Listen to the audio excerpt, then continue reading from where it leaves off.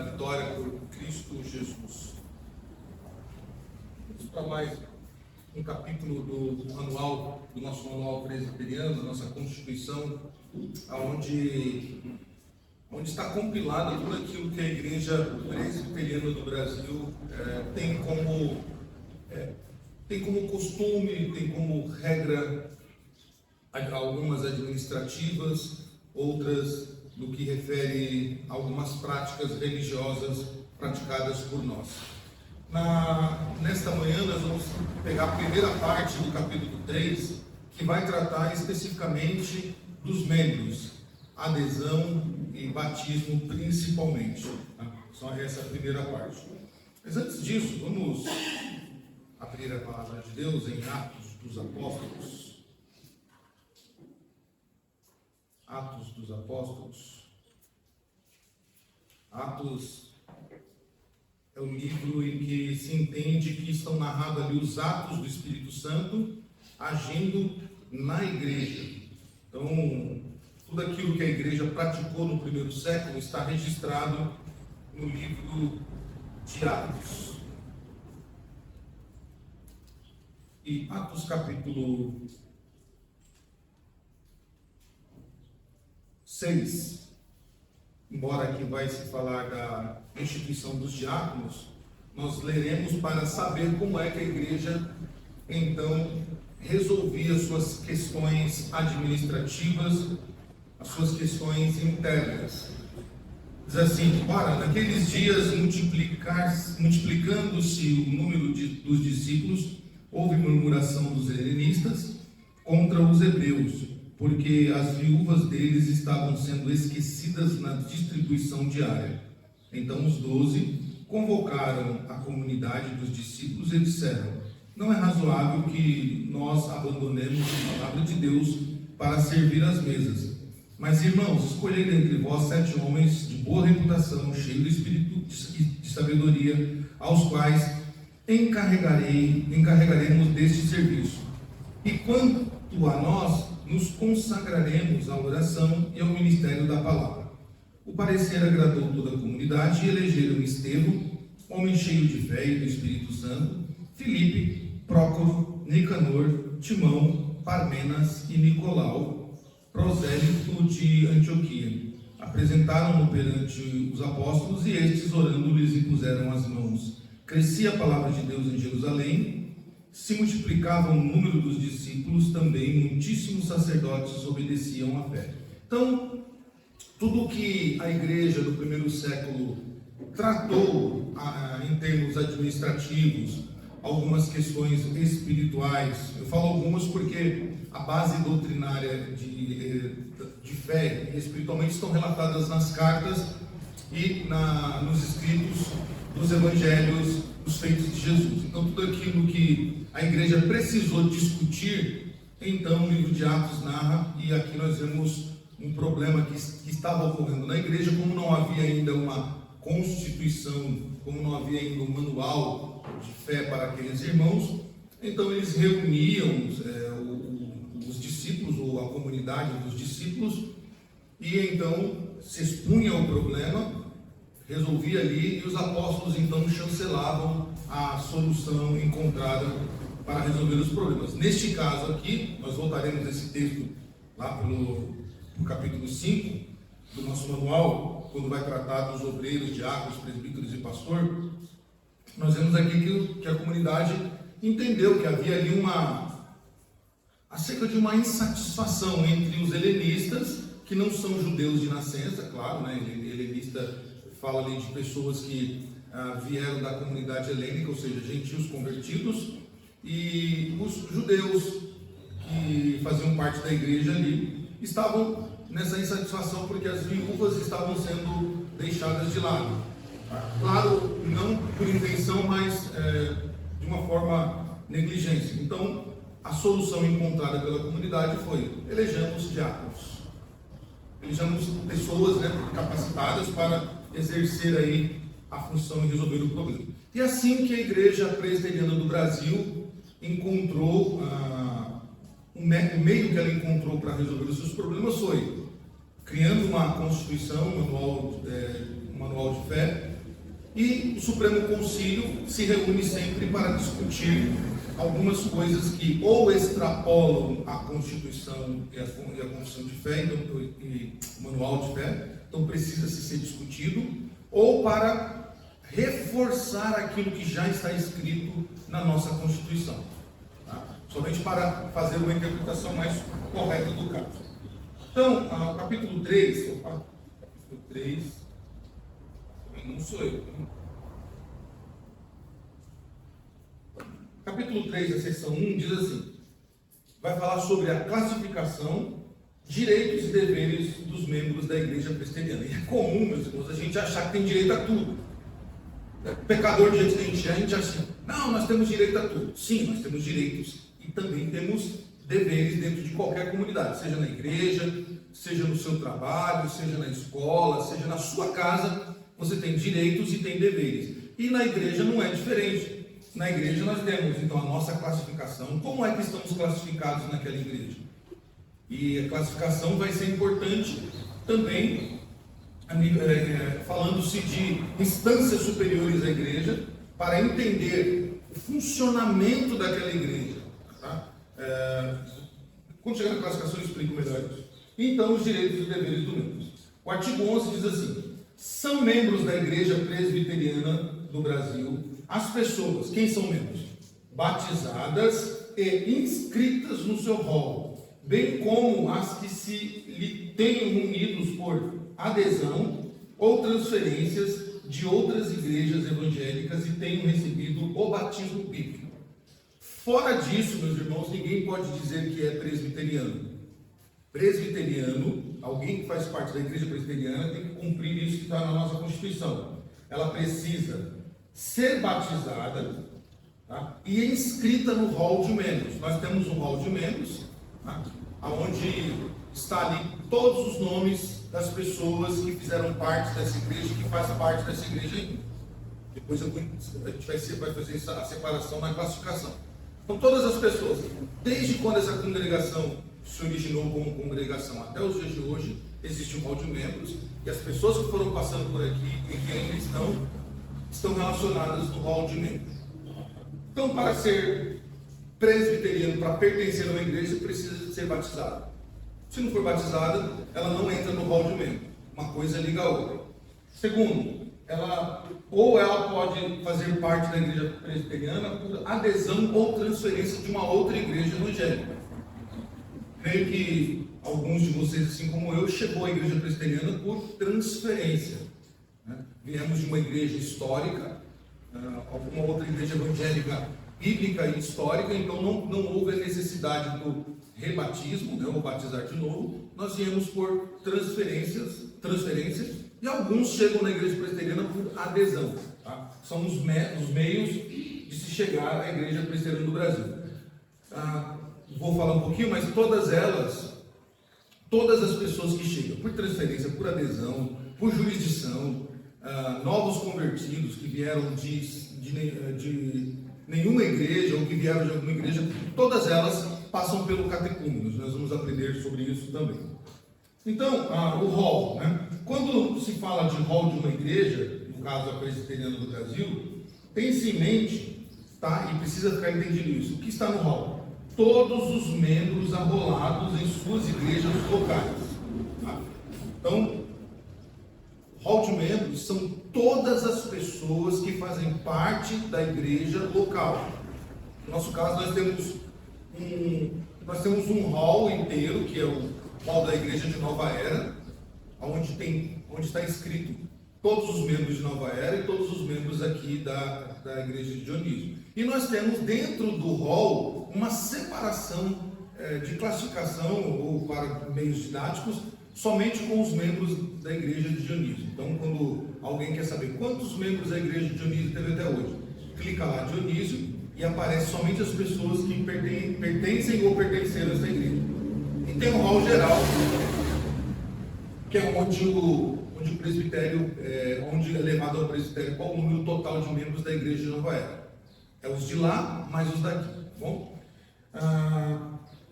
E está no hall de membros da igreja local, ela conta aí com os seus pastores arrolados nos respectivos presbitérios. Então, para o hall local, o hall da igreja local, o pastor ele não entra no hall de membro porque ele não é membro da igreja, ele é membro do presbitério, mas a família do pastor é membro da igreja. Tá? Então, só para entender, o pastor não é membro da igreja, ele é membro do presbitério que atende a igreja. Tá? E a família dele pertence à igreja. Isso vale para qualquer pastor, pastor titular, pastor auxiliar ou pastor colaborador. Todos eles pertencem ao presbitério local, no nosso caso aqui, o PAUT em BH. O hall de membro, o hall da igreja, deve conter 2 arquivos organizados. E aqui é importante, tá? Os de membros comungantes. Quem são membros comungantes? São aqueles que... Oi? Isso, que estão nativos. Aqueles que não estão em disciplina, aqueles que estão ativamente na igreja. Eles não estão há mais de um ano afastados da igreja, nem 2 anos, e eles estão, então, comungantes. Estão comungando a fé. Presume aqueles que comungam a fé. E os membros não comungantes. Quem são os não comungantes? São aqueles que estão por disciplina ou estão afastados há mais de um ano, esfriou na fé, então não vêm mais para a igreja, ou então eles costumam vir a cada um ano na igreja. Isso acontece. Cada um ano na igreja, ou fica às vezes 2 anos sem vir. Então a gente vai fazendo separação dos membros e comungantes e não comungantes. E são numerados por ordem de recepção. Então, conforme a pessoa vai chegando à igreja, nós vamos inserindo ela no hall de membros. Então, por exemplo, esse ano nós teremos 2 batismos, né? 2 batismos, e essas 2 crianças serão arroladas ao hall de membros não comungantes. Elas serão batizadas, mas elas não são comungantes ainda. Por quê? Porque não fizeram a profissão de fé. E a profissão de fé nós vamos ver ainda hoje que ela tem o seu tempo certo de fazer. Mas elas entram no hall de membro. Como algumas das nossas crianças já estão no hall de membros, porém não comungantes. Então, elas entrarão dentro da ordem de recepção e elas estarão lá, então, inscritas como os novos membros, ou os últimos membros não comungantes. Últimos não perfeito, né? Mas os novos membros da igreja de Dionísio, porém não comungantes. São numerados, então há 3 tipos de rol ativo, né? Há 3 tipos de rol. O ativo, que são de membros atuais, geralmente com frequência regular, aquele que sempre está aqui. Bom, vocês, né? Sempre estão aqui, nos cultos, frequentando, tudo direitinho, então são membros ativos. E aí nós temos o membro separado, tá? São aqueles membros que eles são colocados num rol separado por ausência ou afastamento da comunhão. Tá? Então, tem aqueles disciplina, quando a pessoa fica em disciplina, ela entra no rol de membro separado. Por que ela entra no rol de membro separado?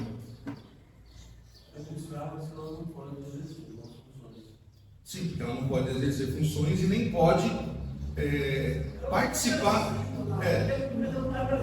Isso, ela não pode participar dos sacramentos, então ela não está em comunhão conosco. Então ela não está em comunhão com aquela igreja. E existe o terceiro rol, que é o rol de membros falecidos, transferidos ou excluídos. Tá? Mesmo a pessoa falecida ou transferida ou excluída, ela continua pertencendo ao rol de membros, mas está lá, inativo, e está lá o motivo do desligamento dela. Tá? Às vezes a pessoa não cumpre a disciplina, então ela é excluída pelo determinado tempo, visto que não tem arrependimento, visto que ela não mostrou em momento algum querer voltar à comunhão, então ou abandono da fé. A pessoa deixou de vir 1 mês, 2 meses, 5 meses, 1 ano, 2 anos, 3 anos e acabou, então ela é desligada por afastamento também. Tá? Então ela é excluída, na verdade. E esse rol inativo, eu fiquei perguntando, para que precisa manter um rol de gente falecida, de gente transferida ou excluída? Justamente para caso o presbitério, caso alguma igreja, histórico, caso alguém queira o histórico daquela pessoa, então lá está a certidão de batismo dela, profissão de fé, casamento, está tudo marcado lá, e está todo o histórico daquela pessoa, por que ela ficou em disciplina, ou então quando ela houve o arrependimento, mostra lá também, é relatado todo aquele arrependimento do irmão, então fica lá, a gente brinca, é brincadeira, tá? A gente brinca assim que o irmão ele vira ficha suja, mas depois Jesus purifica, ele volta a ser ficha limpa de novo, né? O seu histórico fica, então não fica manchado, como muitos fazem, não ligam, vão para outras igrejas, mas esquece, né, que é pecado quando você não corrige o seu erro lá atrás. E, irmãos, é muito grave na igreja presbiteriana do Brasil isso, tá? E uma pessoa que ela é disciplinada, que ela se afasta da igreja, e ela deixa de vir, e ela fala, não quero mais ir naquela igreja, vou em outra. Ela ainda está, administrativamente falando, ela está ilegal em qualquer igreja que ela vá. Enquanto ela não vier na sua igreja, fala, olha, eu estou me transferindo para outra igreja, agradeço os irmãos, eu não estou mais afim, não gosto de fulano, de ciclano, eu não quero mais congregar aqui. Ela precisa dar satisfação à igreja da qual ela fazia parte. Até porque nós não abandonamos o nosso emprego assim e exigimos os nossos direitos. E nem abandonamos a nossa família e achamos que vamos lá ter o direito de novo. Então, a pessoa precisa vir. No caso de uma pessoa que está sob disciplina, isso é muito importante, se ela for congregar em uma outra igreja e qualquer um de nós ficarmos sabendo, é dever nosso ir até aquela igreja e falar para os presbíteros, pastores ou para o conselho daquele igreja, olha, nós queremos só comunicar que o irmão ou a irmã fulana de tal, que fez profissão de fé aqui, tal dia, tal, ele está sob disciplina na nossa igreja. É dever nosso. Nós não estamos sendo fofoqueiros, nem querer causar intriga, nada. É dever nosso, como família cristã, conduzir o nosso irmão a andar na verdade. Isso já aconteceu, eu já vi. Já vi isso acontecer na igreja que eu congregava, a pessoa sair e ir para uma outra igreja, que ela estava sob disciplina grave, e ela fez profissão de fé, tudo passou na internet, tudo, então alguém viu, comunicou o conselho então entrou em contato com a outra igreja e falou, olha, fulano não pode se tornar membro da sua igreja porque ele está sob disciplina na nossa igreja aqui. Ele não cumpriu, ele não quer cumprir a disciplina. Então, foi chamado, a adesão dele àquela igreja foi cancelada, ele teve que voltar na nossa igreja, cumprir a disciplina para depois ir para outra igreja. Então, é dever nosso. Nós não estaremos fazendo bem, dizendo assim, não tem nada a ver com isso, não, é ele Deus. Não é ele Deus, não. É responsabilidade nossa. Nós temos deveres também como comunidade dos santos, de conduzir todos os nossos irmãos à verdade. Tá? Até para testemunho, nós vamos ver que a igreja ela serve também para testemunho. Então, como nós recebemos membros de outras denominações? Então, quando essa Constituição ela foi promulgada lá pelos anos 50, o protestantismo ainda não estava tão pulverizado de ser, ou seja, não havia tantas seitas tomando conta ou confrontando a igreja. E muitas delas não somente distanciadas dos primeiros passos da reforma, né? Mas verdadeiramente heréticas. Então não se tinha tanto problema com seitas quando a Constituição foi promulgada, como nos dias de hoje, que a gente tem seita para tudo que é lado, para todos os gostos e de todas as cores. Você falou dessa forma aí, tem inclusive também é isso, você informar que a pessoa ela está irregular. Sim. Não está nem aí. Então, essas seitas, elas recebem as pessoas e falam, vem cá mesmo, aqui é a verdade, aqui você vai estar feliz, não importa o que você fez no outro lado, não importa que tipo de pecado você cometeu, aqui você vai andar com Cristo. Então, essas igrejas, a Constituição nossa não tinha como prever isso, tá? Então, quando ela foi promulgada, ela era num outro contexto. Até nas igrejas históricas, há comunidades destoantes da teologia e da liturgia da igreja mãe. Tá? Isso acontece também, infelizmente, na nossa igreja. E isso foi até um motivo de um diálogo entre alguns alunos e o diretor do seminário quanto a algumas práticas feitas na igreja presbiteriana que não condiz com aquilo que a nossa igreja mãe professa. Então, algumas práticas são muito complicadas e a gente ouve de alguns assim, não, deixa lá, Deus que vai julgar. Não, ele não é assim. Por exemplo, uma igreja presbiteriana que prega a continuidade dos dons, e não importa, meus irmãos, se é um assunto que é discutível, se é um assunto que, irmão, mas eu acredito. Você pode acreditar, não tem problema nenhum quanto a isso, né? É você que talvez não tenha a compreensão, mas uma igreja presbiteriana do Brasil, ela não pode pregar a continuidade dos dons. Irmãos, Deus nos revelou aqui alguma coisa. Não pode, porque não é a nossa fé. Não estou nem dizendo que quem faz, as igrejas não presbiterianas que praticam isso estão erradas, porque eu não sou Deus para julgá-las, mas a nossa igreja não tem por prática e por hábito pregar a continuidade dos dons, cometer algumas práticas que são de outras igrejas, que nós respeitamos, que nós temos comunhão, porém não é nossa prática. Então isso infelizmente acontece também em algumas igrejas da nossa federação. A igreja presbiteriana está pautada exclusivamente na palavra. Na palavra. Que vem do homem a mais. Tudo que excede a palavra e não está de acordo com os nossos documentos de fé, que são interpretações da palavra, a gente deve rejeitar. Por isso a gente tem muitos documentos que interpretam a palavra para nós, para facilitar a nossa vida. A confissão de fé não é inspirada, os documentos de fé não são inspirados, mas nos ajudam a compreender os textos da Sagrada Escritura. Somente isso, tá? Continuando então, hoje dificilmente se recebe membros de outras igrejas por transferência. Por quê? Lá nos anos 50 se recebia assim, de balde. Uma pessoa era de qualquer igreja, qualquer denominação, então ela chegava na igreja presbiteriana e já era recebida por transferência. Hoje não, porque hoje nós temos um contexto evangélico miscigenado, tomado por muitas heresias, então não tem como a gente receber, por exemplo, obreiros de outra igreja, que são pastores, presbíteros e diáconos, inseri-los no nosso corpo administrativo. Seria uma tolice nossa fazer isso, porque nós traríamos alguém para o nosso meio, como já tem acontecido, tá?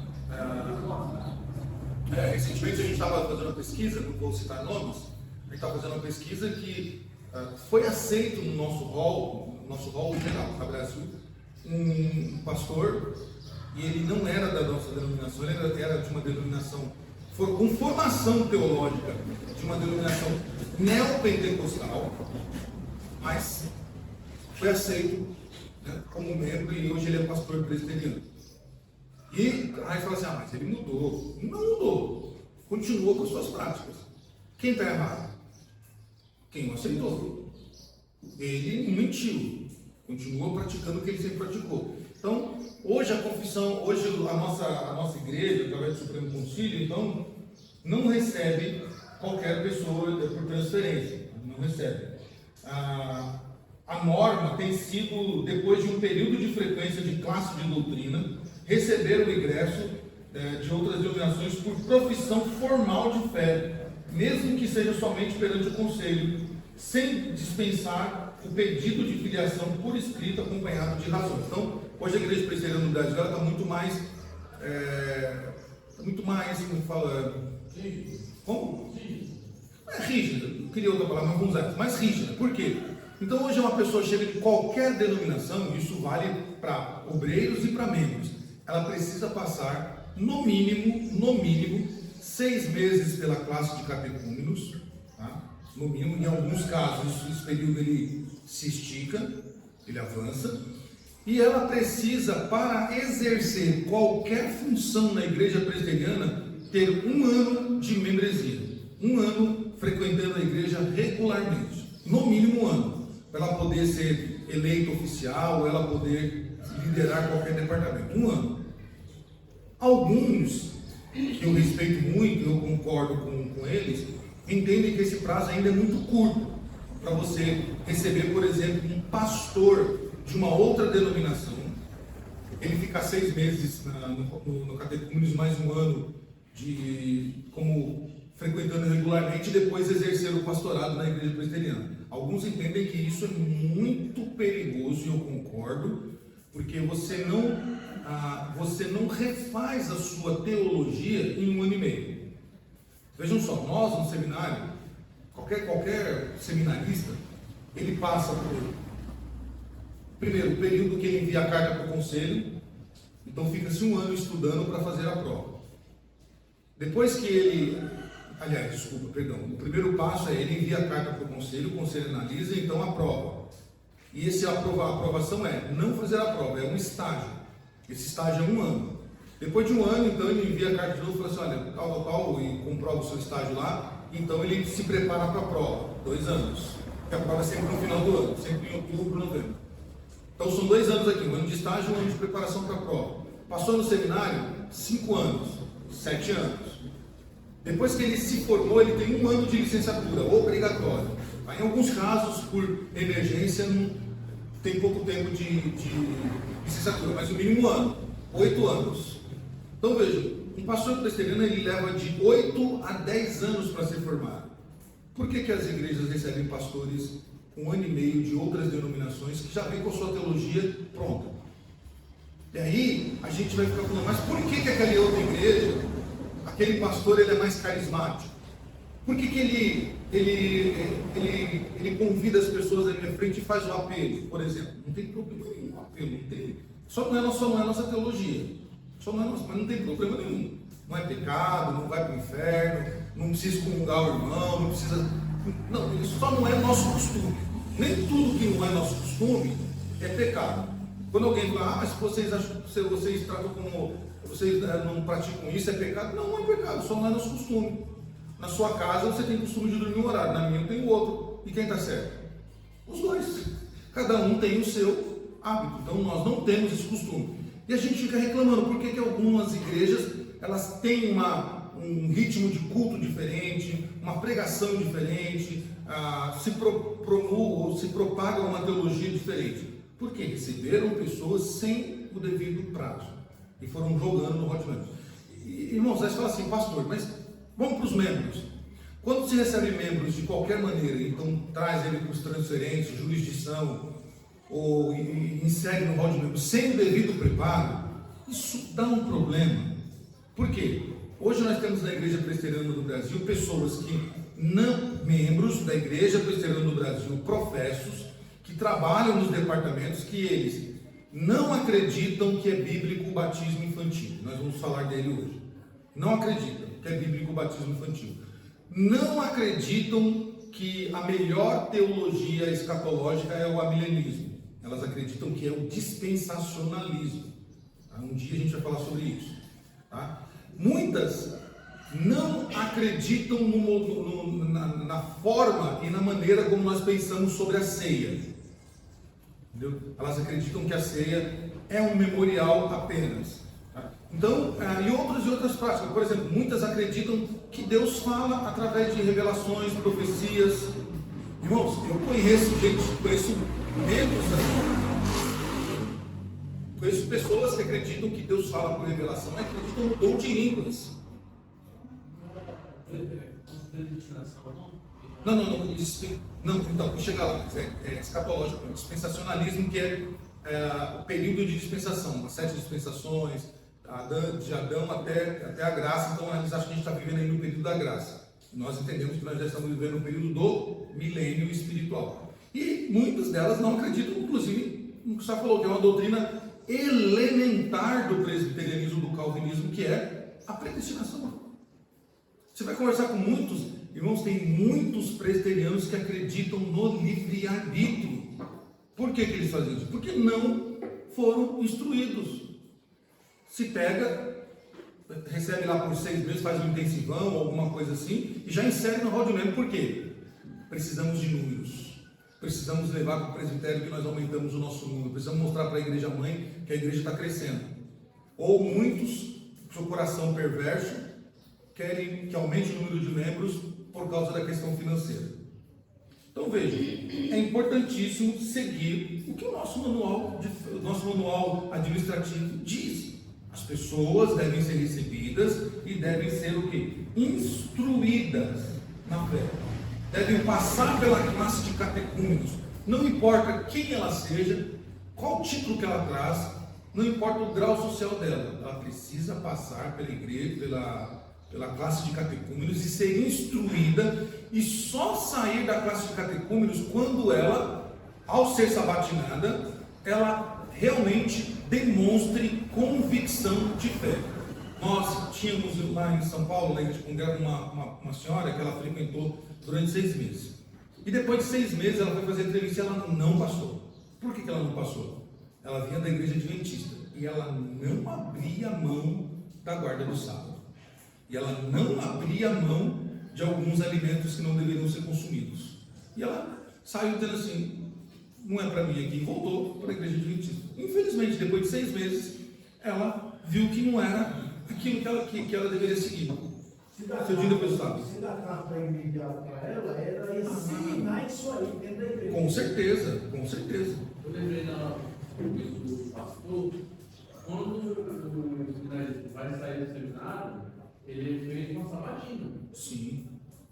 Muitas pessoas não passam nessa sabatina. Não passam, verdade.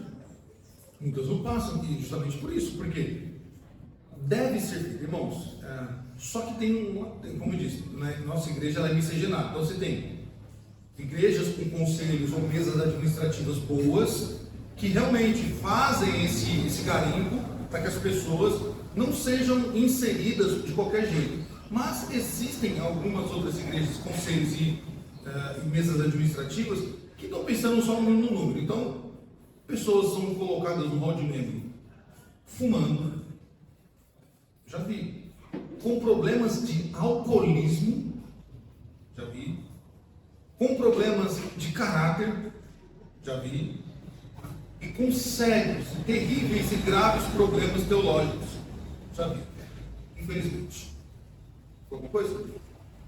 Não, eu falo assim, que não sei o que então, infelizmente, por quê? Não faz o quê? O garimpo, realmente não está preocupado com a instrução àquela pessoa, para que aquela pessoa faça o quê? Realmente tenha convicção de fé.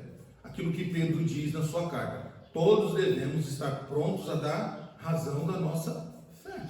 Nós vamos defender a nossa fé. E como que uma pessoa recém-chegada vai poder professar publicamente a fé dela? Vai ser uma mentira, um engano. E não é aquela coisa só repetir o que o obreiro fala aqui. Irmão, você crê em Jesus Cristo como seu Salvador? Creio.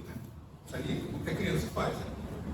Só antes dela vir à frente, ela precisa passar pelo conselho, pela mesa administrativa e ser sabatinada duramente para demonstrar realmente que aquela pessoa tem o quê? Convicção de fé. Tendo convicção de fé, ela pode fazer o quê? Professar a sua fé publicamente. Tá? Por que devemos ser membros de uma igreja?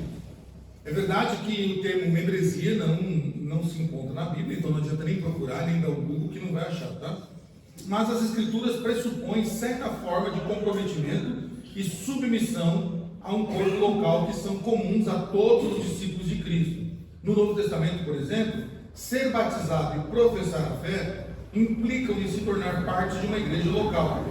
Aliás, isso pode ser tomado como equivalente ao conceito atual de membresia. Então, se não tem membresia na Bíblia, não tem mesmo, de fato, como é que nós defendemos que devemos ser membros de uma igreja? Olhando para as Escrituras, nós vamos ver que todos aqueles que eram batizados e professavam a fé pertenciam a uma igreja, ou Éfeso, ou Antioquia, ou Filipos, ou Tessalônica, ou Jerusalém, ou Roma, ou qualquer uma das igrejas.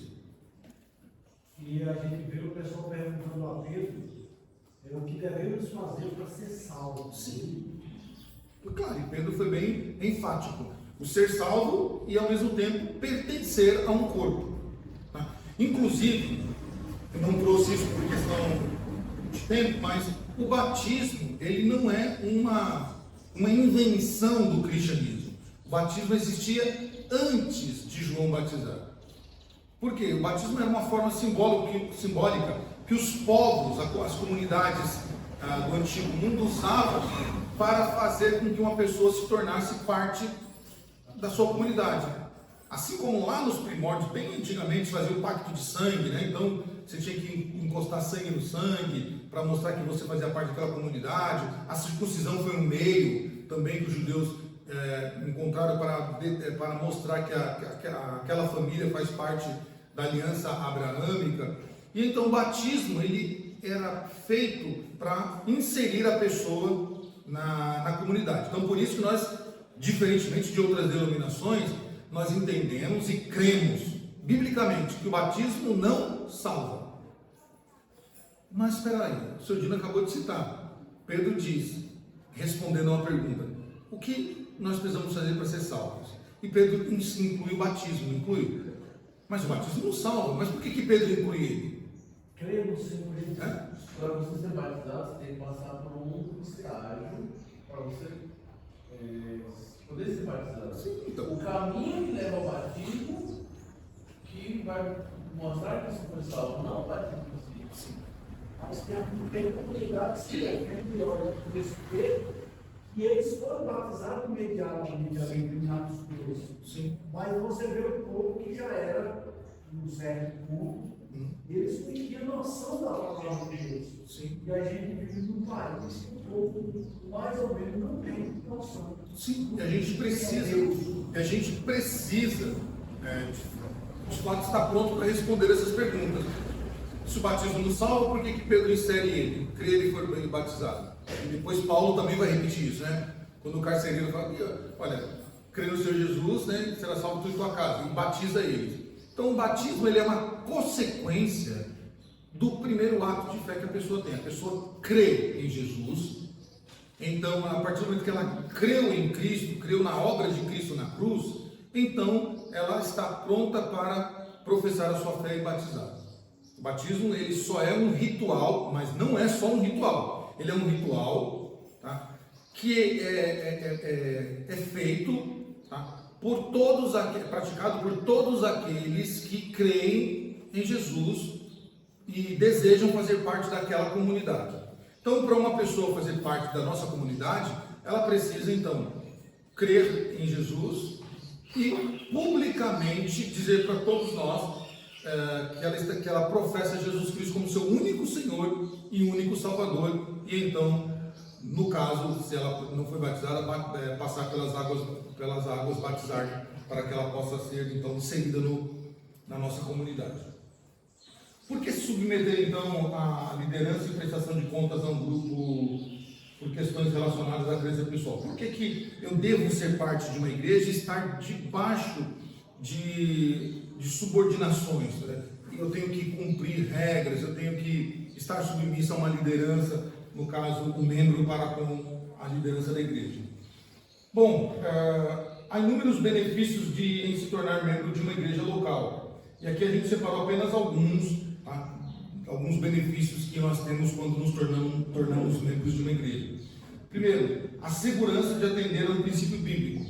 Primeiro, quando eu me torno membro de uma igreja, eu estou sendo um cristão bíblico, porque a Bíblia,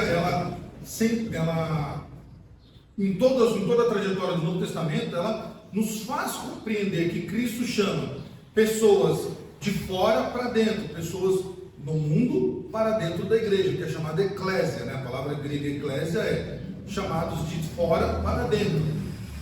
Aqueles que estão fora do rebanho são convidados a entrar no rebanho de Cristo, fazer parte do rebanho. Né? Nós vemos que em todo o trajeto de Cristo e dos apóstolos, aqueles que partilhavam da mesma fé começaram a andar junto em comunidades e depois se formaram realmente igrejas físicas. Então, eu cumpro e atendo um princípio bíblico. Segundo, a garantia de estar contribuindo para com o bem dos outros. Quando eu sou membro de uma igreja, eu tenho mais facilidade, até por viver numa comunidade, de poder fazer algo pelo outro. Então, alguém disse ontem na nossa reunião, né, que não tem como a gente ser notado se nós não olhamos para o outro, se nós não fazemos ação social. Por isso que, desde o princípio, a igreja presbiteriana, ela se preocupa com os da casa e se preocupa com os de fora da casa também.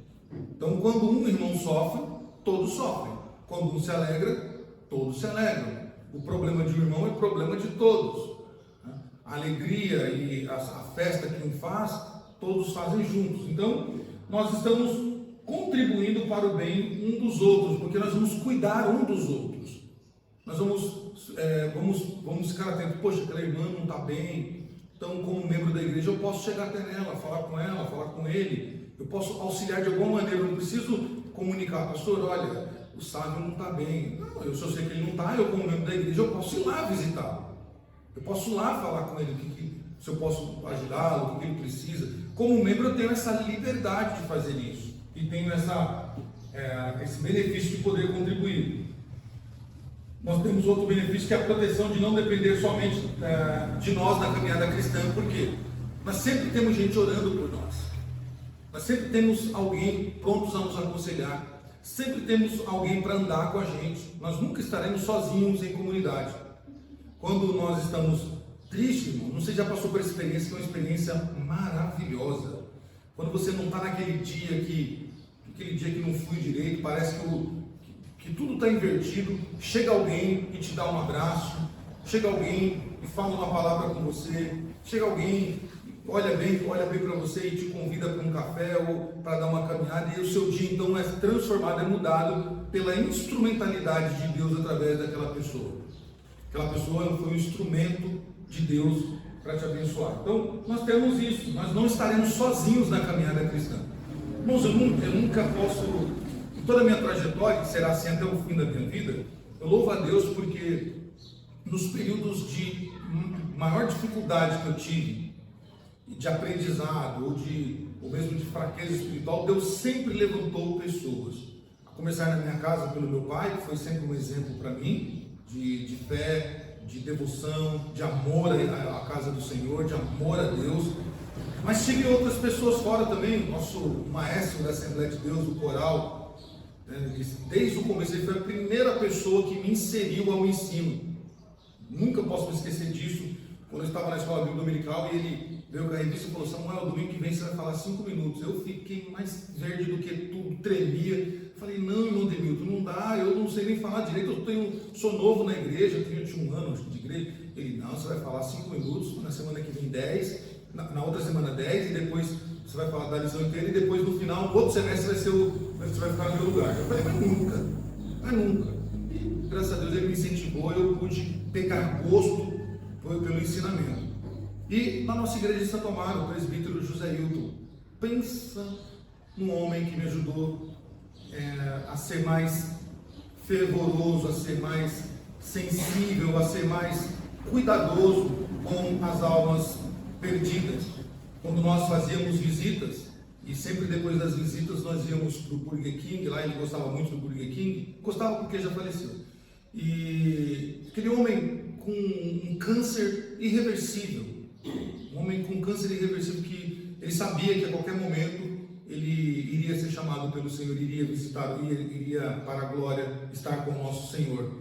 E em momento algum aquele homem demonstrou fraqueza, em momento algum aquele homem me demonstrou desgosto pela enfermidade, em momento algum ele demonstrou estar revoltado porque ele doente com uma doença irreversível, ele ainda ia aconselhar pessoas que estavam com doenças gravíssimas à beira da morte, e eu estava do lado dele e ele sempre sentava ali comigo e falava assim: Samuel, quando ele falava assim, eu falei: lá vem exortação, eu vou tomar puxão de orelha, e sempre tinha um puxão de orelha bom, né, para que eu para que eu aprendesse algumas coisas, porque quando a gente é novo na fé, na caminhada, a gente quer ser muito duro às vezes, e a gente quer fazer o que? Muita justiça sem amor. Justiça sem amor, o que é? Tirania. Jesus, o nosso Deus, ele é juiz, mas ele é um juiz bom, porque ele julga com amor.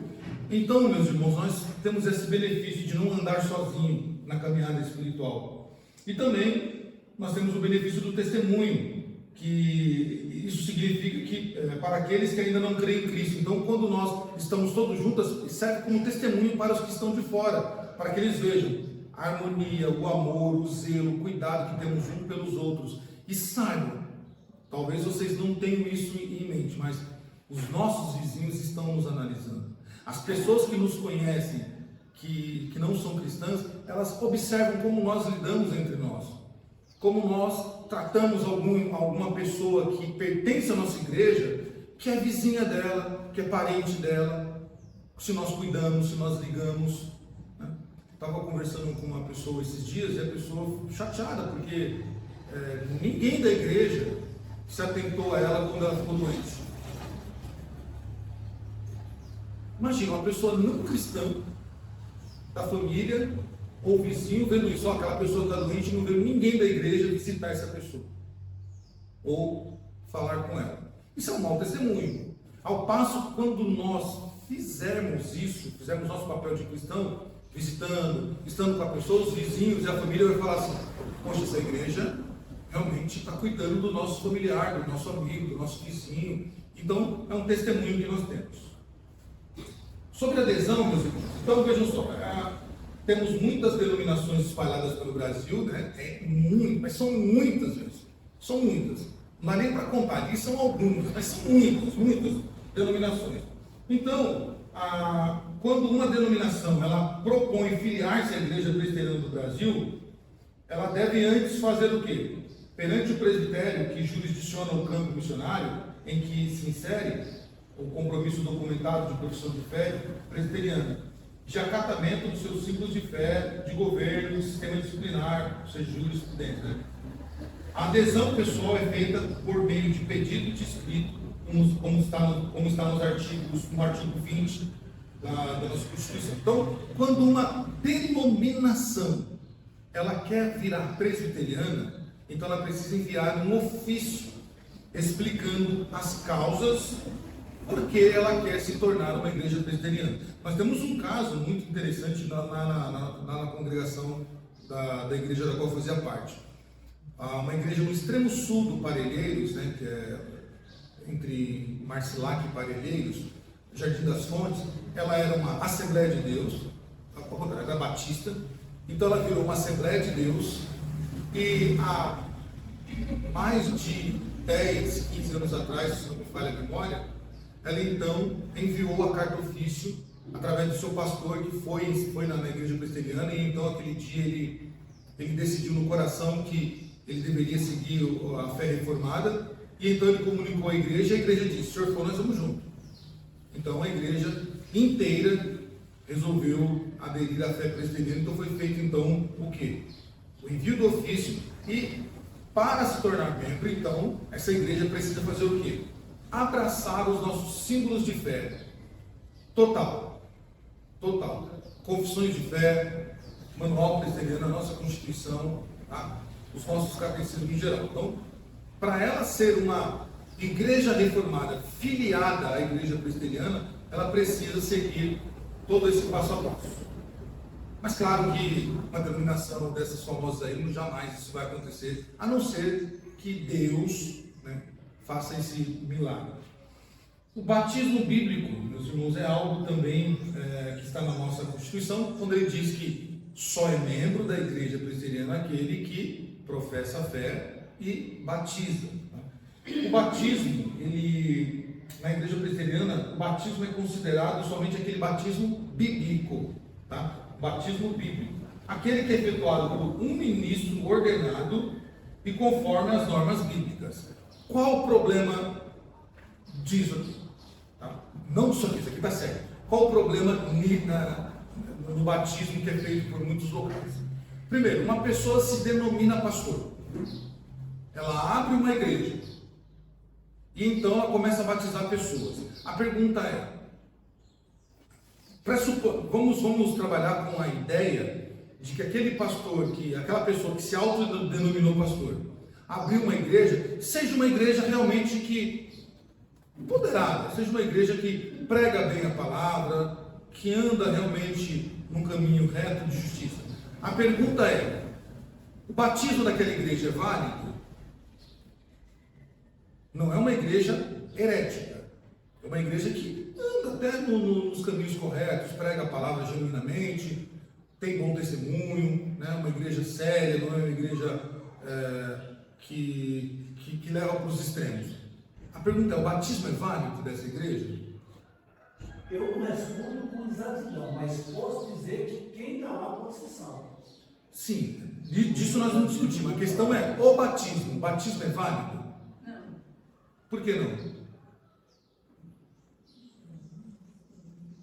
Porque, assim, se for observar, não tem base. O cidadão que é a coluna que ensina no pastor, ele não tem informação para isso. Sim, por isso que a gente precisa entender a nossa Constituição. A Constituição diz assim, a questão não é se a igreja ela é séria, claro que leva em conta isso, se ela pratica uma boa teologia. A questão é, aquele pastor ou aquele ministro, ele foi ordenado conforme as normas bíblicas? Sim ou não? E aí a pergunta é, quais são as normas bíblicas para o ministro?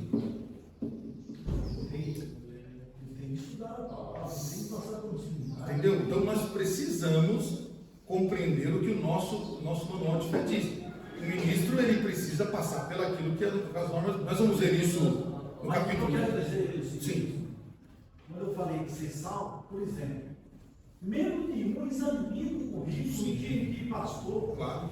Então é o seguinte, é Deus que toca no coração e muitas pessoas que às vezes estão na igreja dessa, às vezes descobre, depois vai para outra e vai se perdendo cada vez mais. Por isso eu Eu falei. acredito que os eleitos eles estão espalhados por todo o mundo. Tem eleitos em todas as denominações, em todos os cantos, até mesmo sem igreja por enquanto. Mas claro que quando vai se aproximando o momento, o próprio Deus vai chamando-os. Tá? Você quer é que esse deve estar com a mão e eu estava A pergunta fala do batismo, depende do ritual que foi feito naquele batismo, que a nossa igreja, por exemplo, não pode aceitar. Nós vamos falar sobre isso, já. Aquela Sim. participação lá das imagens, a consagração, a Maria, igual tem nos. Sim. Acho que por aí que não pode ser considerado. Isso. Por isso que nós precisamos olhar. Primeiro pelo ministro. O ministro ele foi ordenado conforme o padrão, a norma bíblica. Se não, está contaminado tudo. Está contaminado tudo. Não adianta a gente querer, não, mas a igreja é boa, a igreja é séria, a igreja é bíblica. Mas aquele ministro ele foi ordenado de forma não bíblica. Então está inválido tudo. O que tem de pastor que a gente conhece, que apenas foi colocado uma mão na cabeça e ele foi ordenado pastor sem estudo nenhum. Sim. E eu conheço também pessoas que Sim, não têm muitos. Tem estudo. E não só estudo. Ninguém o ordenou. Ele se ordenou sozinho. Teve uma revelação e foi lá no monte, então falou, sou pastor. É por isso que precisa desses cuidados que você falou no início. Sim. Dos catecúmenos, porque se o membro passa por esses cuidados, ele vai perceber que aquele batismo que ele não foi realmente batizado. Sim. Né? Ele vai querer ser batizado. Sim. E olha como a senhora me fez lembrar aqui um caso de um amigo pessoal meu, que hoje é presbiteriano. Congreguei com ele em duas igrejas da mesma denominação, duas igrejas, congregamos, irmãos, foi muito tempo juntos, foram quase 10 anos juntos na antiga igreja, né? E aí eu fui para a IPB e ele depois foi junto. Só que, veja, passamos por duas igrejas boas, não eram igrejas heréticas, igrejas boas, só não fazia mais sentido para nós a questão teológica. Quando chegou na IPB, mediante o conselho, aí beleza, ele foi lá, fez o catecúmenos, passou, aí tão belo dia eu e outros irmãos que vieram da mesma igreja, olhando lá e estava no culto lá para ser batizado. Eu falei, não, pera, que história é essa? Pera lá, nós eu da mesma igreja, eu não fui rebatizado, eu fui por jurisdição, assim como as pessoas que vieram comigo daquela igreja. Por que ele está sendo batizado? Aí nós fomos conversar com ele depois, particular, que a gente é amigo, a gente foi comer uma pizza à noite e conversar. Ele me disse que falou para o conselho a verdade, que ele não sabia que o batismo dele era um batismo ilegal. Por quê? Quando ele foi batizado, o pastor se rebelou contra a igreja, a antiga igreja dele, que era antes da que nós congregávamos. Na garagem da casa dele, que era uma garagem com um portão, tudo assim, né, aquelas garagens de carro mesmo assim, com um cachorro lá dentro, ela foi, colocou um púlpito, colocou as cadeiras da cozinha e abriu a igreja. E a igreja teve 3 meses de vida. E ele foi batizado nessa igreja. O conselho falou, não. Primeiro que o sacerdote, veja só, esse ministro foi ordenado de forma correta pela Bíblia. Ele participou de uma denominação séria, foi ordenado seriamente, foi pelos pastores lá, mas ele se rebelou contra a igreja e abriu uma igreja na sua garagem que durou 3 meses. Não tem como aceitar um batismo desse. Então a IPB hoje ela se preocupa muito com as pessoas, como elas estão recebendo. E esse irmão, depois que ele aprendeu que durante o catecúmeno o que era o batismo, qual a importância do batismo, qual a gravidade de um batismo irregular, ele mesmo foi e falou: irmãos, então meu batismo não vai, porque eu fui batizado nessas condições. Notem, o conhecimento traz a libertação, traz o entendimento para as pessoas não praticarem mais o erro. Por isso não importa se a gente gosta da pessoa, se a pessoa é legal, se ela faz parte da minha família, se ela é vizinha, se ela é o prefeito da cidade, se ela é o presidente da república, ela precisa compreender a nossa teologia. E vejam só, eu creio que todos nós aqui gostamos e admiramos a pessoa do nosso ex-presidente Jair Bolsonaro. Todo mundo, quase todos aqui concordam, e todos os cristãos concordam. Mas o que foi feito com ele foi um circo. Pegaram, levaram ele para a igreja, uma igreja dessas igrejas aí, e batizaram ele sem nenhuma instrução, mesmo ele dizendo para os 4 cantos do país que ele era católico de fé, né, que ele era católico, ele tinha simpatia pelos evangélicos, mas ele nunca disse, sou evangélico. Ele sempre disse, sou católico, né? Inclusive frequentou algumas missas, alguns eventos católicos, porque é o dele, mas ele disse: eu não tenho ido, né? Tenho ido porque a mulher é crente. Então, se batizou. Quando você pega lá um vídeo, está lá ele se batizando, sendo batizado, né? Então, vejam só, se um dia houver realmente uma conversão genuína no coração dele e ele for fazer parte de qualquer igreja bíblica, ele vai precisar ser rebatizado. Aquele batismo dele não valeu em nada, tá? Então, a gente tem muita seriedade com a questão do batismo. Então, a igreja presbiteriana, ela olha para essas questões da ordenação do ministro e os meios heréticos que foram introduzidos no batismo. Porém, mesmo que se aplique somente os elementos biblicamente prescritos, não batizam para o Deus verdadeiro. Então, isso mesmo que eu falei que uma igreja seja séria, seja uma igreja bíblica, se ela não praticou a ordenação dos seus ministros, ou então ela praticou heresias, então aquele batismo ele é anulado, ele não é para Deus, para o nosso Deus, o Deus verdadeiro. Os oriundos de denominações heréticas devem ser recebidos por pública profissão de fé e batismo. E aí inclui algumas seitas, tá? Que tem que ser rebatizado. Há uma discussão e uma acusação leviana e mentirosa sobre a Igreja Presbiteriana do Brasil, que diz que durante certo tempo nós recebíamos os romanistas o batismo deles. Isso não é verdade, porque o próprio João Calvino escreveu, está escrito contra a norma, contra o batismo dos romanistas. Ele diz: não, é preciso que rebatizem, porque ele inclusive usa palavras duras para os romanistas, dizendo: o batismo deles não é verdadeiro, eles não têm comunhão conosco, precisamos então rebatizá-los. Isso no século XVII. Então não é verdade que nós, durante um tempo, aceitamos o batismo dos romanistas. Não é verdade isso é uma falácia.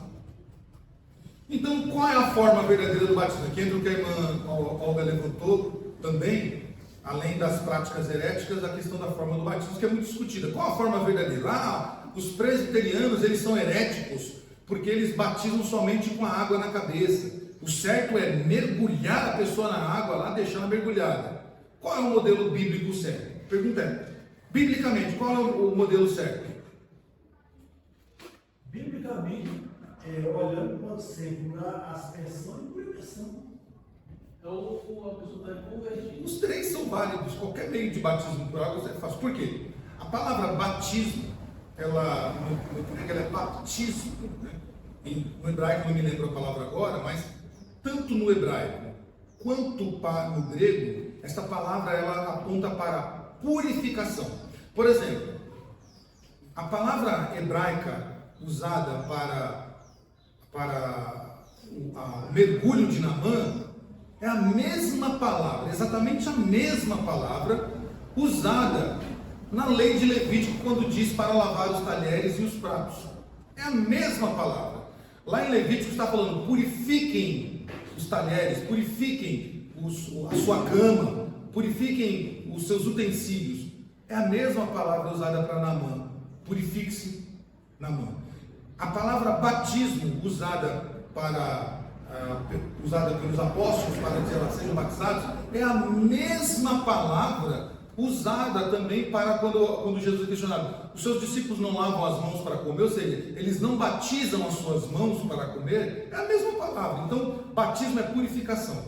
Então, não importa se é por mergulho na água, se é sobre a água derramada sobre a cabeça, ou se são apenas o que a gente faz, aspergir. E também a mesma ideia de purificação do aspergir do sangue. Então, vejam só, os três modelos usados são bíblicos. Qual é o grande problema das igrejas? Elas nos acusam de que nós somos heréticos porque nós só praticamos o modelo de aspersão, tá? Porém, nós recebemos como membros professos como membros da igreja, por jurisdição, e aderimos ao nosso rol, pessoas que vêm de outras denominações que passaram pelo batismo do imersão, como foi o meu caso. Fui mergulhado lá, quase engoli um monte de água, mas foi lá, colocado na água lá. Outros vieram no meio de efusão, e nós recebemos. Agora, qual é o problema? Eles não recebem membros da igreja presbiteriana sem o rebatismo. Eles entendem que o nosso batismo não é bíblico, então eles dizem que tem que mergulhar. Esse é o grande problema. Eles dão ênfase ao modelo do batismo e não ao que está ligado ao batismo. Tá? Eu não posso olhar mais para o modelo do que para a essência do batismo. Então eu preciso ter. Uma pessoa foi batizada por imersão, aspersão ou efusão, ela pratica a fé, ela tem convicção de fé, ela realmente crê em Jesus Cristo como seu único Senhor e Salvador, não importa o modelo. Se foi infusão, imersão ou aspersão. O problema é que as outras denominações que nos acusam de heresia, eles não aceitam o nosso batismo e querem rebatizar as pessoas, quando a Bíblia diz que uma pessoa que, não diz literalmente isso, mas a ideia é essa: quando uma pessoa tem convicção da fé, ela pertence à comunidade dos santos. Então esse é o grande problema. O artigo 12 do nosso manual, ele diz que os membros da igreja são comungantes e não comungantes, comungantes os que têm feito sua pública profissão de fé, os não comungantes, os menores de 18 anos de idade, batizados na infância, que não tenham feito sua pública profissão de fé. Isso eu já expliquei, vou passar por isso, tá? A profissão de fé. No nosso sistema, o candidato à profissão de fé passa pelo catecumenado, isto é, por uma classe do conselho na qual aprende as nossas doutrinas básicas, tá? Vai aprender o básico da sua doutrina. Vai aprender o nosso sistema de governo, que é um governo presbiteriano. Nós não somos de governo bispado e nem de governo congregacional. Nosso modelo é presbiteriano. Inclusive, esse nem era para ser o nosso nome. Nosso nome era para ser Igreja Reformada no Brasil, de modelo presbiteriano. Mas aí ficou presbiteriano lá e trouxe para cá, então ficou como sendo igreja presbiteriana. Se você estudar sobre a Assembleia de Westminster, você vai ver lá que tem os crentes, que são congregacionais, e os presbiterianos, crentes reformados, de modelo congregacional, de modelo presbiteriano, e tinha os de modelo de bispado, né, que a gente fala de bispos. Quem passa pela classe do catecúmenos pode, a critério do conselho, ser dispensado da avaliação dos seus conhecimentos doutrinários, mas não de suas convicções cristãs práticas. Então, qualquer pessoa que passa pelo conselho, o conselho não vai analisar se ela vai analisar a fé dela. Não importa se ela tem um conhecimento sobre escatologia, sobre cristologia, sobre teontologia, sobre pneumatologia, ramartiologia, qualquer coisa que seja. Vai analisar a fé dela. A fé dela que vai ser, que é o objeto de ser julgado. Se ela crê realmente em Jesus Cristo, se ela crê na obra da cruz, então isso vai ser julgado. O conhecimento básico da fé. Tá? E o seu testemunho interno. Não se processará a fé de quem não prometer isso que nós vamos falar. Então a pessoa vai ser julgada o quê? O seu testemunho interno. E o conselho vai reprovar, tá? Ou seja, não vai processar a fé de quem não promover essas três coisas. Primeiro, respeito às autoridades eclesiásticas constituídas desde que elas estejam fiéis à Igreja Presbiteriana do Brasil e aos seus símbolos de fé. Tá? Inclusive, isso é passível de disciplina caso alguém, por rede social ou fisicamente, ela se insurgir contra uma liderança da Igreja Presbiteriana do Brasil, desde que ela esteja de acordo com a verdade e agindo de forma legal. Então ela não deve se insurgir, porque isso é rebelião. E rebelião é combatida nas Escrituras. Tá? Vocês vão ver lá em Números capítulo 16, como Deus pesou a sua mão e pesou de forma dura sobre o povo de Israel, quando eles se insurgiram contra Moisés e Arão. Inclusive nem Miriam escapou, que era a irmã deles. Nem Miriam escapou da sentença da mão de Deus sobre eles, porque eles se insurgiram contra Moisés e Arão. Segundo, viver na igreja, com ela e por ela, em santidade de vida e em comunhão estreita com os irmãos. Então uma pessoa deve prometer que ela deve viver na igreja e namorar sempre na igreja. Tá? É viver na igreja, ou seja, fazer parte da comunidade de fato. Não ser alguém que vem uma vez na vida e outra perto da morte. Né? Alguém que vai realmente viver com a igreja, vai viver por ela, vai estar com a igreja. E vai viver o quê? Santidade de vida e em comunhão. Então, irmãos, não vale aquilo quando você vai conversar com o irmão. Isso não é bom. Irmão, deixa a minha vida. Fora da igreja eu faço o que eu quero. Não, você prometeu diante de todo mundo que você faria parte dessa comunidade e que você realmente estava disposto a dar testemunho da sua fé fora da igreja.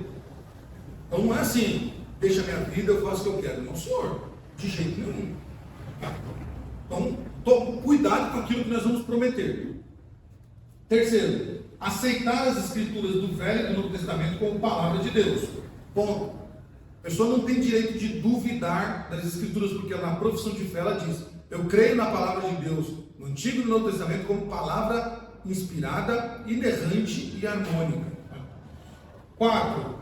Colaborar com a igreja por meio dos seus dotes, habilidades, talentos, finanças, sendo dizimista fiel. Outro ponto: toda pessoa que faz profissão de fé, ela prometeu ser fiel à igreja, também na questão dos seus dons e talentos e sustentamento da igreja.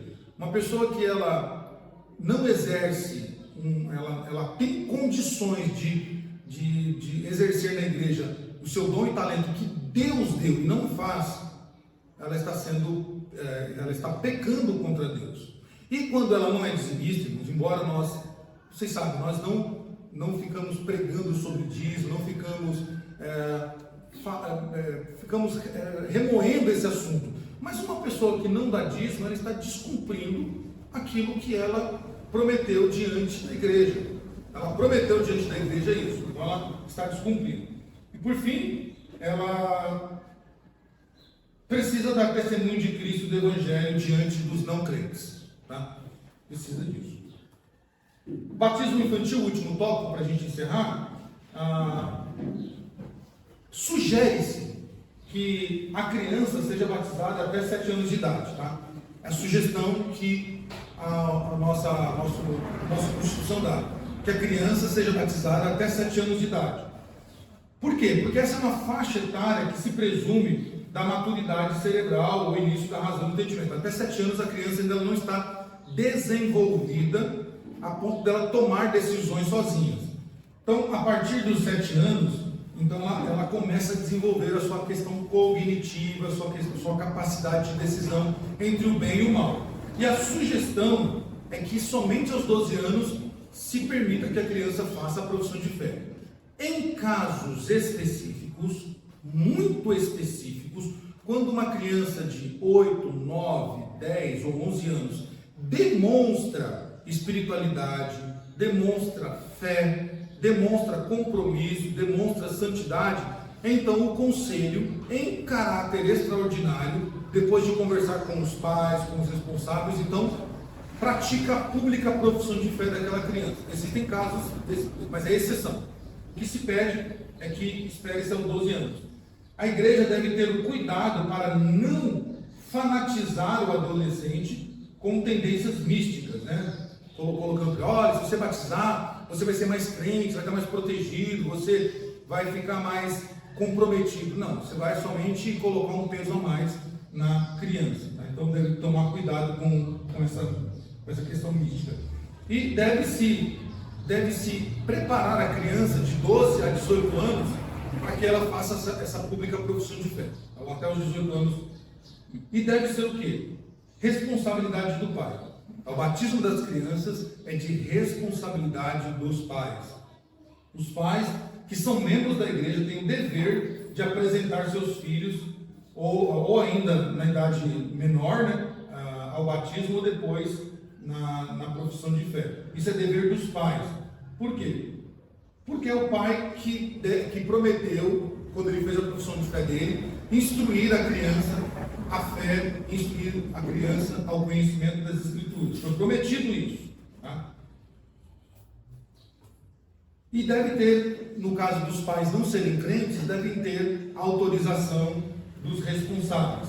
Isso vale para o avô, ou vale para o tio, ou vale para o irmão, ou alguém que com aquela criança vem para a igreja. Somente com a autorização dos pais ou dos responsáveis aquela criança então batizada. Então isso também acaba com a falácia de que a Igreja Presbiteriana do Brasil batiza crianças. Não, nós batizamos os nossos filhos. Só os nossos filhos. Filhos de crentes. Nós não batizamos qualquer criança. Nós não saímos pegando criança na rua e batizando. A impressão que dá isso. A gente pega uma criança, já joga ela, já joga água na cabeça dela. Não é assim. Nós batizamos os filhos dos crentes. Tá? Porque eles estão dentro da aliança. Isso deve ser feito, então, com muita cautela, com a autorização dos pais e dos responsáveis e com a análise criteriosa do conselho. Tá? De repente o conselho vê uma criança vindo para ser batizada, aquela criança está sendo obrigada, está sendo coagida, o conselho deve detectar isso, não batizar aquela criança e exortar os pais responsáveis dentro dessa coação ou dessa opressão. Batismo é só uma repetição, tá? Para a gente poder entender que ele faz parte do nosso símbolo de fé, faz parte do manual presbiteriano, faz parte do manual litúrgico da EPB e tem muitas opiniões teológicas importantíssimas sobre a questão do batismo. O nosso manual litúrgico ele diz isso, baseado em Marcos capítulo 10, que assim como os filhos dos crentes não têm menos direito direto hoje ao sacramento do batismo do que as descendentes de Abraão tinha dito o rito da circuncisão. Então nossas crianças elas não devem ser privadas do batismo, assim como as crianças judaicas, ou judias melhor dizendo, não eram privadas da circuncisão. Vocês lembram o caso de Moisés? Moisés é um homem que falava com Deus, chegado com Deus. E Moisés, não sei, a Bíblia não descreve, então não posso falar o motivo que Moisés não praticou a circuncisão. Mas Deus enviou o anjo da morte para pegar Moisés. E só não pegou Moisés por quê? Porque Zípora entendeu e ela repreendeu Moisés e foi lá e circuncidou os dois filhos de Moisés, senão Moisés estariam em maus lençóis, literalmente.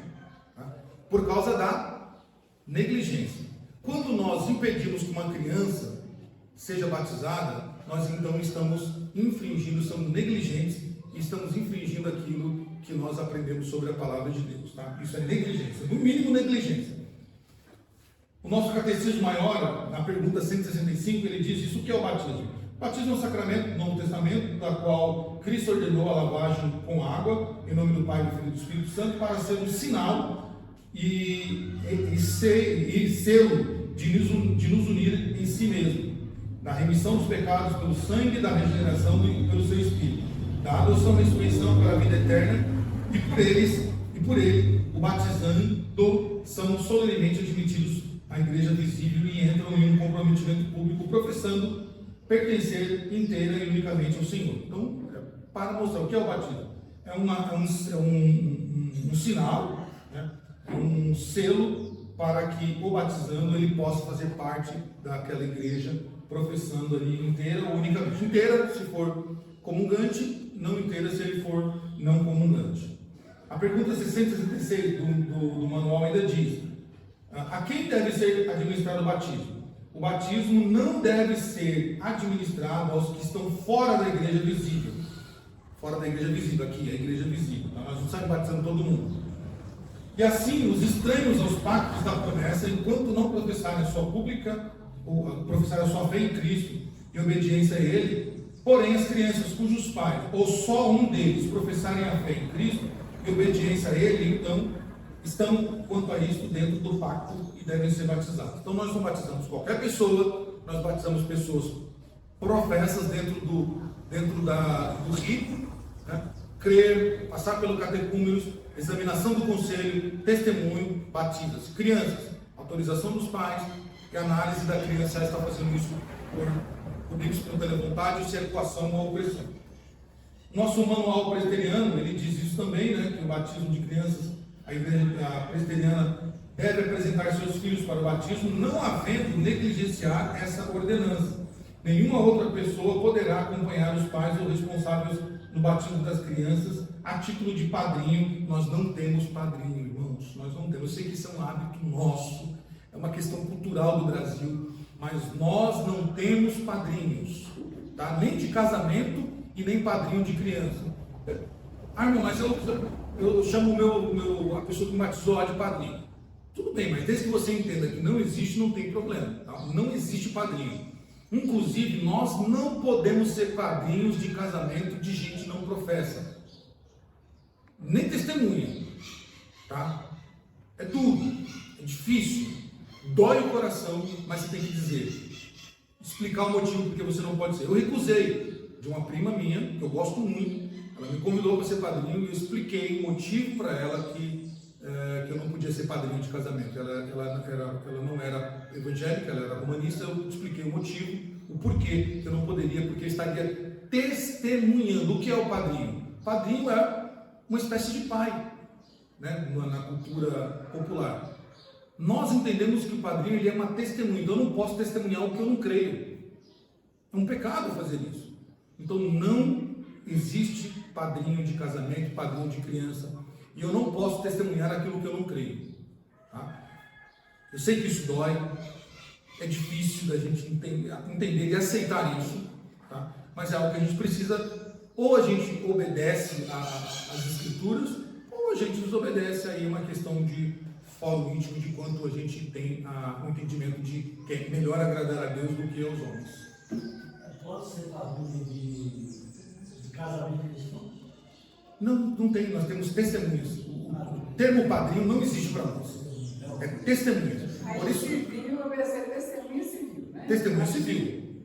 Se uma pessoa que não é cristã, da nossa família, ela entende que ela é padrinho, se ela se denominar padrinho, bom, ela não tem um entendimento. Deixa ela lá, não vai repreender a pessoa. Se uma oportunidade tiver como explicar, beleza, mas você não tem como explicar para uma pessoa que não professa a fé. Mas você vai escrever lá, o pastor vai ministrar lá. Você vê algum pastor evangélico presbiteriano chamando que vem os padrinhos? Que vem as testemunhas. Tá? Mas isso é importante. Mas testemunhar casamento no civil e casal não crê, pode. Nenhum dos dois. No civil não. Nenhum dos dois.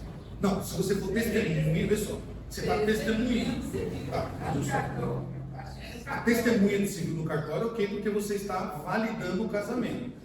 Inclusive assim, não é algo que eu vou dizer para você que é certo ou errado, porque ainda existe uma discussão acerca disso, muito grande acerca disso. Tá? Muitos entendem que um cristão não deveria ser testemunha de um casamento não cristão. Muitos entendem isso, tá? Outros entendem que por ser civil, tanto faz, não tem problema nenhum, você só está validando uma união de duas pessoas. É uma discussão que ainda não tem um veredito final, que não é fácil, é bem complicada, porque, por exemplo, eu vou ter que me alongar um pouquinho nisso aqui, tá? Porque é muito importante para nós entendermos. Você valida um casamento de duas pessoas, por exemplo, você sabe, vou pegar de repente você tem uma grande amiga sua, você gosta muito dela, e ela está namorando, noivando um cara que você sabe que esse cara é um mau caráter, que esse cara já aprontou com ela, que esse cara tem tudo, tá assim, tá na sua cara que esse cara não vai fazer a sua amiga feliz. Que esse cara, ele vai aprontar em algum momento, só está esperando a oportunidade. Aí você vai lá como testemunha no cartório, validar aquilo. Você está dizendo assim, eu estou de acordo que a minha best friend, a minha melhor amiga, case-se com esse mau caráter, case-se com esse cara que vai fazer ela infeliz em algum momento da vida. Aí eu pergunto, dá para ser testemunha de algo que você sabe que vai dar errado? Você está me entendendo como é complicado ser testemunha de algumas situações? Por isso que digo eu, não a Constituição e nem as Escrituras, digo eu. Eu, quando sou convidado para ser testemunha de casamento de alguém, eu procuro realmente conhecer o casal. Se eu não conhecer o casal, eu agradeço o convite, mas não aceito, porque eu não quero testemunhar algo que depois eu vou estar fazendo parte daquela situação. É muito complicado. Por isso que a gente deve ser responsável naquilo que a gente faz e orientar aquelas pessoas. Tá? Porque depois você vai chorar junto com ela. Vai chorar junto com ela. E você... mas eu avisei ela, mas eu não posso validar. Eu te avisei, você quer casar, casa, mas eu não vou fazer parte disso. Eu não vou dar o meu nome, colocar o meu nome nessa união que vai dar errado. E de não cristão com cristão, não preciso nem falar que aí né? Mas entende, é algo que está sendo discutido, tá? Não é fácil de entendimento. Nosso manual presbiteriano diz isso também, que devemos batizar as nossas crianças. Luiz Berkoff, um teólogo do século XIX, século XX, ele escreveu também que nós devemos seguir os padrões bíblicos, porque isso está na antiga aliança e foi confirmado, ou seguido, ou praticado também pelos apóstolos, então devemos fazer isso, tá? Como fundamento. O reverendo Augusto Nicodemos também chancela o batismo das crianças, dizendo que nós devemos praticar o batismo das crianças, devemos ser responsáveis e orientar pessoas dentro da igreja que não fizeram isso, a batizar os seus filhos. Tá? É dever nosso como comunidade. Se eu sei que uma criança não foi batizada, dizer, irmão, batiza o seu filho, você está impedindo ele de participar da aliança. Ele está dentro da aliança de fé. E também, o reverendo Hernandes diz isso, que as crianças fazem parte da família de Deus. Deus firmou conosco uma aliança eterna, prometendo ser o nosso Deus e o Deus de nossos filhos. Então eles devem fazer parte da comunidade da qual nós fazemos parte. Onde eles ficaram privados? Dos sacramentos, por um determinado período. Para o quê? Para que eles vejam, aprendam a responsabilidade e o que implica os sacramentos, e aí, na sua devida idade, eles possam também fazer parte da comunhão conosco. Tá bom? E é isso aí, essa primeira parte termina no artigo 13, dizendo: somente os membros comungantes gozam de todos os privilégios da igreja. Crianças não gozam dos privilégios totais da igreja, pessoas em disciplinas não gozam, e nem os que são advertidos. Tá? Os excluídos e os outros nem se falam. Então só gozam os que fazem parte da comunhão. Só poderão ser votados os membros maiores de 18 anos. Então ninguém menor de 18 anos pode ser votado para cargo dentro da igreja, para responsabilidade dentro da igreja. Não estou falando de UPA, e nem de um CP, nem de um PPA, tá? Falando de responsabilidades administrativas. Para alguém exercer um cargo eletivo na igreja, é indispensável o decurso de 6 meses após a sua recepção. Isso aumentou para 1 ano, tá? Isso aumentou para 1 ano, depois que foi feito o comentário da Constituição. Para o presbiterato ou diaconato, então o prazo é de 1 ano. 1 ano, tá? Então ninguém é eleito, tá? Em menos de 1 ano para o presbiterato ou para o diaconato. E 3. Somente membros da igreja evangélica em plena comunhão poderão tomar parte da ceia do Senhor e apresentar o batismo aos seus filhos, bem como os menores sob sua guarda. Então, a questão da ceia nós vamos tratar na semana que vem, tá? Que qualquer pessoa evangélica em comunhão com a sua igreja pode participar da ceia. Tá? Pode participar da ceia. Mesmo que seja de outra igreja. Se ela está em comunhão com Deus, então ela pode fazer parte da ceia conosco, que ela é convidada, porque a ceia não é nossa, não é da igreja presbiteriana. A ceia é a ceia do Senhor. Tá bom? Na semana que vem nós continuamos então o capítulo. Na semana que vem não. Na próxima oportunidade nós falaremos então na parte final do capítulo 3, falando sobre a ceia e a conduta cristã que todo presbiteriano deve ter.